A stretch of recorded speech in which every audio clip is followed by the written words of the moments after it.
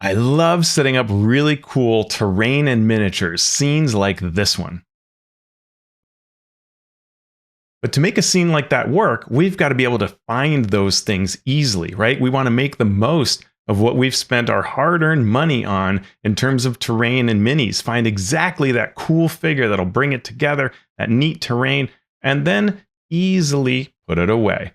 So today's video is all about storage for your miniatures, for your terrain, how to make the most of that. And as part of this, we're also going to talk about my gaming room and what else I like to see for a great gaming room experience.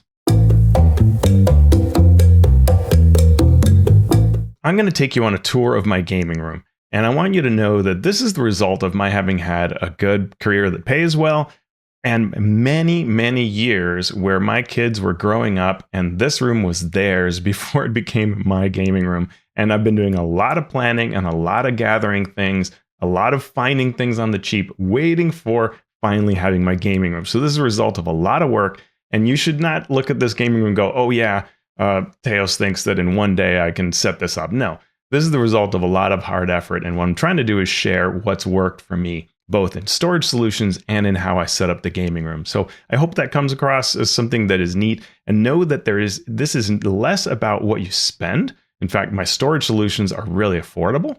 The ones that I use, and most of my decor is pretty affordable, or I have gathered it for free over the years at various places. So, my dining room table became my gaming room table, things like that to make things cost effective. And so any space can be great when you think about it purposefully and make the most of it. And I hope that'll come through. So we're going to start with a tour. And I'm going to walk you through everything from how I approach snacks and drinks to the storage solutions we talked about, the gaming room situation, my shelves, all of that. Here we go. Let's take a tour of the gaming room. So we can start with, under our Greyhawk map, the little bar and snack area. So here's a place where I have various mugs and cups, water in a pitcher, usually beer kept cold in an ice bucket.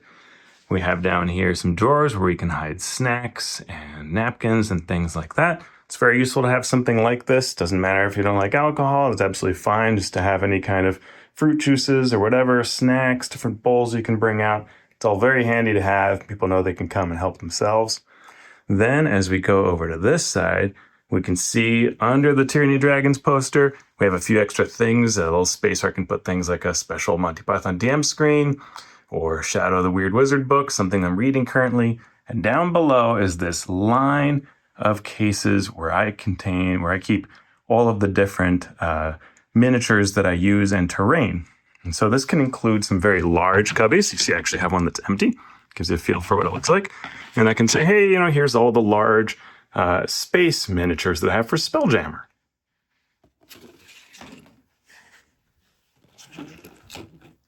Or I have here a drawer full of all of the different Shrine of Sisul for Dwarven Forge terrain, because there's a particular theme. I keep them all in one big giant bin for when I want to build that. Trees and plants, I love having all kinds of options for that. So I have actually a couple of different drawers that are devoted to that. Mountains and cliffs, there's some really big pieces that help me create that. And those can all go in these big containers, including huge monsters of various kinds. So here are my huge undead. So if you want that, zombie T-Rex and a Tropal, different fun creatures, right? Those can all be kept in here. Huge dragons, 2 worth. You can see all the different things that I'm keeping. And then as we go down the line, we get to two different types of storage containers.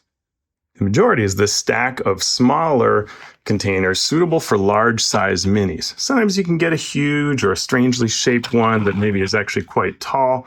You can still get it in there on the side. But by and large, it's things that are pretty large. And so you can have them here by type. It's a great way to see very clearly what they look like. And anytime I need a new one, honestly, it's a piece of tape over printed title, and I can easily replace and pull it off, so I can have all my various kinds of minis showcased by type. It's really excellent. You find over time that some categories become huge, or you want to change or combine categories, and sometimes you get a little tight on them. Sometimes you have plenty of space, so you just have to kind of work with it as you go.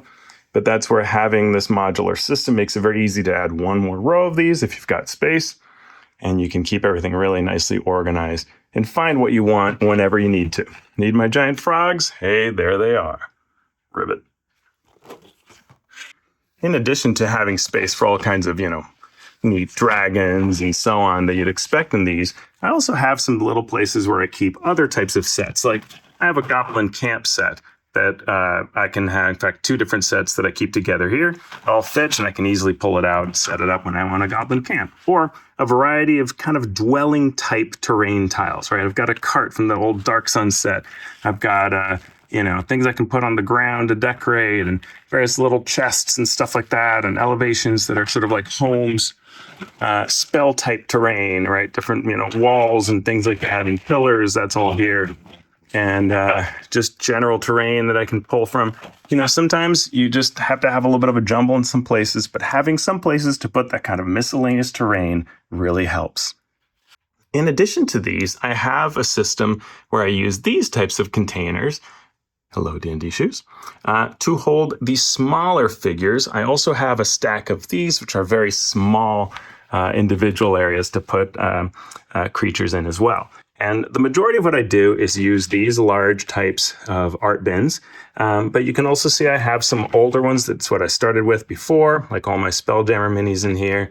And then I have these that are pretty good. These are actually great. They will even fit in a backpack usually to carry to a convention if you have a bunch of minis you want just for one convention. And all of them are, again, labeled on the side, so I know what I've got, and I can pull from them accordingly. When I want beasts, insects, swarms, or plants, I can open this guy here, and everything is nicely organized into these different categories. And I can find, my pack mule, and I can find different types of dogs and wolves and, swarms of monkeys and giant ticks and different kinds of tree-like things and spiders, and all of that is pretty easy to find by type. I've similarly codified all my various humanoid types so that I can find, skeletons, dwarves and non-humans, human casters, rogues, rangers, my various Eberons, that's all there. So how you decide to parse it out, it's up to you. But these art bins are really great ways to do that, and they just nicely go on top of my other sets. If you're interested in this kind of storage, these are sort of a Remax type brand. You can find them in a couple different names. And this is what I use for the small storage that I like. These are great because you can just kind of move a set of 4 around, 4 of these containers. And you can also stack them nicely. I haven't been able to find them recently though, so they can be a little hard to find. The original brand I got them under was Workforce, but you can find this size under the name of Remax. These drawers are all iris drawers. They actually come on rollers, but you can take the roller off to go on ground or carpet, whatever it may be, which is excellent. If you're interested in this topic, specifically around the storage, you want to check out alphastream.org. Just do a search there for storage or miniatures, and you'll get to this article, How to Store and Organize Your Miniatures, where I will provide links, and there'll also be links in the YouTube video down below, on the approach that I take to storage and organizing with links to what I purchase. You can also get things like my spreadsheet for tracking miniatures and miniatures that I have for trade, that I will trade for miniatures that I need. And you can see the time that I spent, organizing all of these things into different types of boxes, why I do that, how I used to store things in my closet before I had the gaming room, and then just kind of neat setups that I do, why I care about it, and walking through all the different types of bins that I use. And just to go back and really emphasize the different types, you can see there are these workforce racks that I use, and you see that in the top picture in my blog, and then these iris drawer carts that are really great. Those iris carts come in a variety of configurations, so you can get the ones that are great for like large minis and the ones that are for huge. They even sell some that are different configurations, so you can get like either the 3 huge ones, or you can get 2 huge and several, I think it's 2 huge, and then 2 of the medium sized, or what I put large minis in, right? They'll mix and match these kinds of configurations, and you buy them as one unit. So in the image that you're seeing there, that bottom right side, that shows 2 different units that I bought. next to each other, right? And then in the gaming room, you're seeing a bunch of them that are all there next to each other.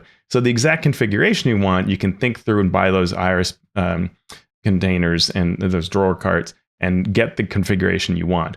Prices vary, and I buy mine slowly over time and find huge differences in pricing. So, these are just chunks of plastic. They should be pretty cheap. And I have managed to find them for, half or even less than that of the price that they'll be on a given time. So the prices tend to fluctuate, and one shop might have them for a huge expensive place, and then a place like Target or Office Depot, might have them way cheaper. So, keeping an eye on it, looking at it, and eventually you find them really cheap and you can get the exact configuration you want, and it's awesome. I mentioned these Remax Workforce stackable boxes. They're really kind of neat how they work as a crate. I like them a lot, but I haven't seen them in some time, so you may have to hunt for these a fair bit to find them. I really like the art bins for storing the medium and small miniatures. They're big enough that you can cover a wide variety of types, either multiple types, like, all of your Dragonborns and all of your, whatever it is, your dwarves and your elves. You can fit a bunch of them in here. Or if you have some grouping that's really popular, like undead or beasts, animals, you can usually put like all of my beasts and all of my animals go in one of the boxes because they are so large, and that's really nice. So you don't have to track multiples. You've got a few of these big ones. And what's great is the size of this is the same as the top of the iris roller carts. So you set up your irises as a sort of almost looks like a shelf, and then on top of them you can put these, and that's just perfect, right? So it really works well, as you can see, and hopefully from the gaming room footage, that it looks really nice, and you don't have to eat up like shelf space or anything. You just put them on top of your iris drawers. That's fantastic. I love that. On the other side, you'll find I have a bunch of board games that I like to keep on hand. I've been paring down, so truly this is kind of the heart of my collection, which includes games that are really just sort of celebrating kind of historical games that D&D has had, as well as other games that I've enjoyed, and then games that I play regularly. Now that my kids are in college, there are only so many I can use. I also keep some terrain here. You can see some pre-assembled Terra clips that are used for building cities. Those are awesome. And a couple of collectible things that I keep, on shelves. I mentioned the Terra clips, and I want to show this image from my blog where I talk about the sinister secret of Saltmarsh. And you can see here how I rebuilt the manor in that adventure out of these Terra clips. Terra clips are great in that they are a product that isn't out there, I think, or it's been remade or something like that, but it used to exist and be findable in gaming stores. You may have to hunt around if you want to find this particular solution. There are others like it now, but what it does is out of cardstock, you can make buildings and even dungeons really easily. I particularly like them for buildings because you can just put together the roofs and sections really easily. They're very stable. Like, you can move this thing around. I can pick up this whole manor and it doesn't fall apart because of the way the clips work. And I can take each level off. So I can take the roof off of every particular part. I can take the entire second story off, right? It's very good at being modular, and you get to choose how you build it so that it's modular. These work really well. And so that's why what I love to have, as I showed, is on the top of that shelf, I just have a bunch of these ready to go that I can just pull together and put as buildings. So anytime somebody wants to do something in a town, and if that leads to a conflict or I need to illustrate in some way, I can just set that up. And that's really fun. So I use that both for interior scenes, in the interior of one of these buildings, or by putting up a couple of these around and making a city street, and then we're fighting in between them, or whatever the conflict is in between those scenes. Works really, really well. And what the larger point here is, whatever your system might be for various situations like this, having some easy terrain that you can just grab, right? Like, you're often in buildings. So having whatever your building solution is easily accessible, grab it, put it on the table is awesome. Versus having to assemble it or find it. And so that's where thinking about, okay, I have shelves, on the top of these shelves, I can have a couple of ready-made houses ready to go. That saves you a ton of time and gives you that extra improvisation piece, right? If you have something for dungeons that you can build really quickly and have a few set up, that's neat, right? Like, you might want to have Dwarven Forge or whatever you use for dungeon stuff and just set up like a couple of hallways in a room and just have that always ready to go, right? That can be a really fun way to just be able to riff off of it very easily. I keep large minis and some other collectibles up here with the dragon heads overhead. Really awesome if you can slowly save up to buy them. And then shelves of RPG materials begin along this side of the room. And you can see here an additional storage for this iris type storage, which I use for all my Dwarven Forge. Kind of the bulk of the dungeon and cavern pieces are here. And so you can see I've got these all set up by different types. And inside, it's a little packed, but I went for keeping them concise because I know the type of what's stored. I can very easily just pull out a drawer and begin building very easily, right? So just these are all dungeon walls that are kind of curved and they just fit in nicely to save space, and I can pull them out and just play away. Dungeon corners, same thing. You can see how I can just put them down in like this and then store them. Dungeon floors, all kinds of other pieces. So this kind of iris storage is really great for that. I used to keep these in their original boxes, and in fact, you can find on one of my shelves, I do still have some of the newer sets that are sort of stranger, that don't as easily fit in. I currently have them here, but I may move them to iris if I find that I need this storage space, then I may move it away. I similarly have some that are over to the sides, and I have some things like Onslaught games and variety of other extra RPGs that are just sort of in an extra area. And I have a shelf that I use for my current things, either things I'm reading and examining, or like Deadlands that I'm currently running, minis and dice that I'll need for whatever it might be. Just one shelf that's currently able to be used that way. And who doesn't need an enormous, giant, gargantuan flump? I know I do. This kind of shelf is just a nice to have right now. Someday I will probably fill this with new books, and then I'll just need to put my current things either on the table or somewhere else that's accessible. We can take a look at these shelves and pull back. We can see what I've done here is a combination of collectibles because I have a lot of them, and then the various books that I really love using. My books are organized by different type, such as third-party products, and then Dungeons and Dragons with the special covers. I have the normal ones upstairs in my office that I refer to. You can see that all here, and in different languages. I also have them here. I have some different mapping and terrain pieces here. So when I need dungeon tiles or extra terra clips, spell cards, I can go to all kinds of different attack wing or dungeon command and the old tile systems. A little bit of extra painting and some other books here. I have a bunch of Star Wars miniatures. I go through my different RPGs, sort of organized in genre if one goes from back in time to the future. So we have some kind of Legend of the Five Rings and 13th Age and One Ring. And then we get to like Deadlands and Indiana Jones and the Invisible Sun Cube. And we have some little Magic the Gathering. I also have some bins here that I can use to hold castle terrain that I have. So we can take a look at that.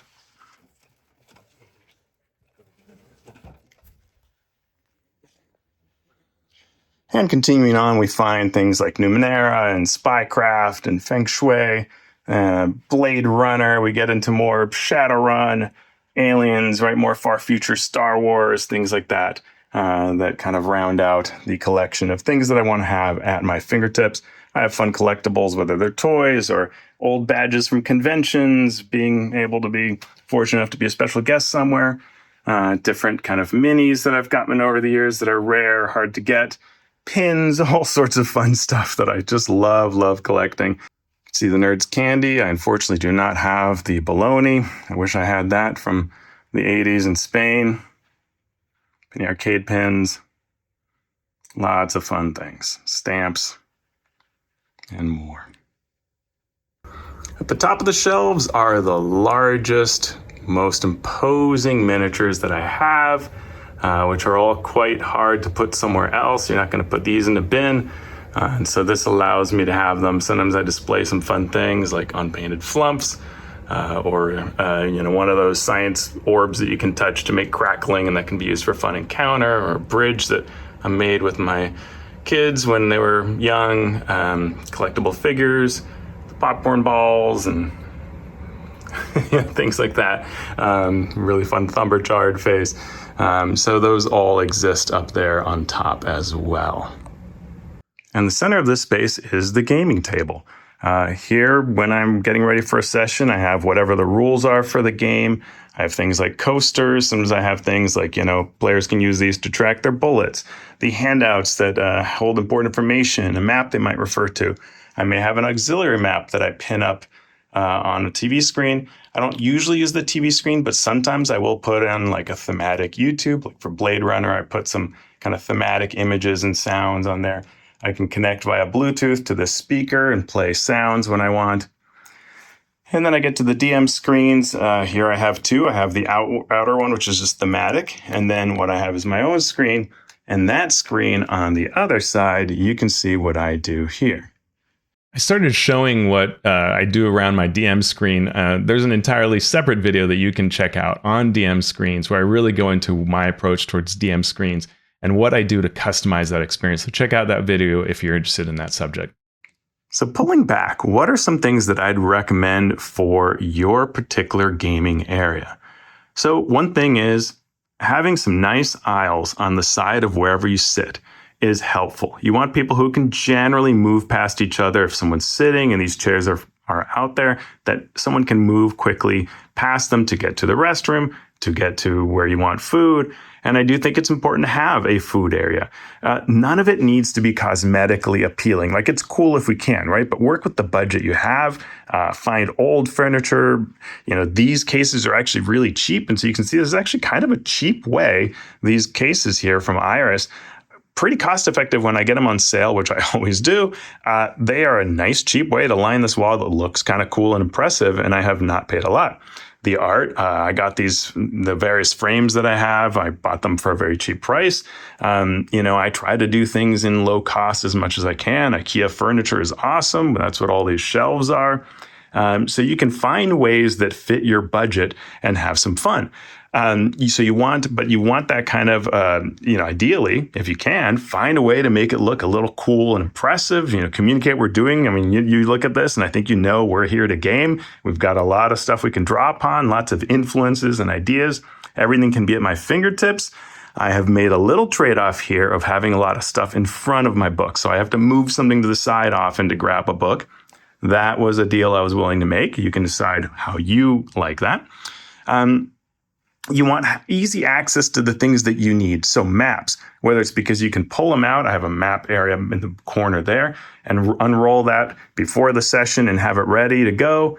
Whatever works, but so that you can get maps or terrain or miniatures out as quickly as possible during game when something happens that you didn't expect. That's why I have, for example, those houses up here, is because I can easily put down a city situation anytime I need it by just going up there and grabbing those and plunking them down.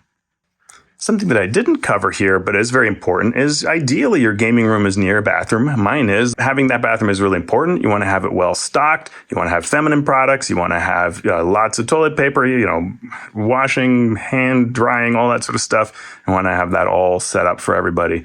So it is a place that people are happy to go to.